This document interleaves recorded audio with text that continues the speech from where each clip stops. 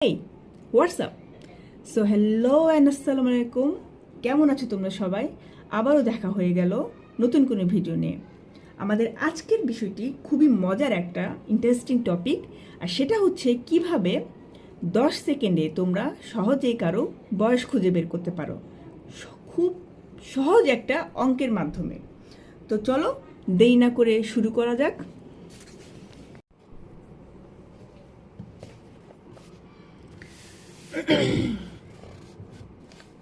So find out age method. আমাদের সূত্রটি হচ্ছে age into 2 equal to 2 age, মানে আমরা যার যার বয়সটি ধরে নেব এবং তার সাথে 2 গুণ দিব। বয়সের সাথে 2 গুণ দিলে আমাদের রেজাল্ট আসে 2 এজ। এবার এই গুণফলের সাথে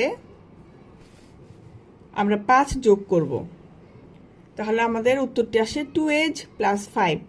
এখন এই যোগফলের সাথে আবার আমরা 50 গুণ দিব, যে রেজাল্টটা আসবে তার সাথে আমরা যোগ দিব 1776। এখানে একটা ব্যাপার আছে, যদি ধরো বর্তমান বছরে কারো যদি বার্থডে জন্মদিন হয়ে যেয়ে থাকে তবে সে দিবে 1775। ধরো এটা এপ্রিল মাস, তো কারো জন্মদিন জানুয়ারিতে হয়ে গিয়েছে, তো সে দিবে 1776। কিন্তু কারো জন্মদিন সামনে হবে, সে দিবে 1775।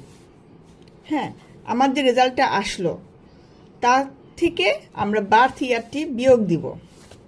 আবার সহজভাবে বলি, বুঝো। বর্তমান যে বয়স আছে তার সাথে 2 গুণ দিবা, যে উত্তরটা আসে 2 এজ। এখন এই উত্তরের সাথে, এই গুণফলের সাথে 5 যোগ করব।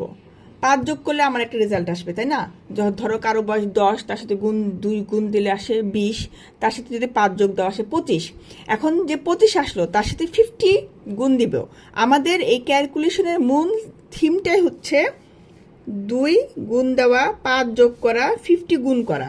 50 গুণ করলে যে রেজাল্টটা আসবে, মানে তোমার দ্বিগুণ বয়সের সাথে 5 যোগ করার পরে তার সাথে 50 গুণ দিলে যে রেজাল্টটা আসলো তার সাথে তুমি 1776 যোগ দিবা।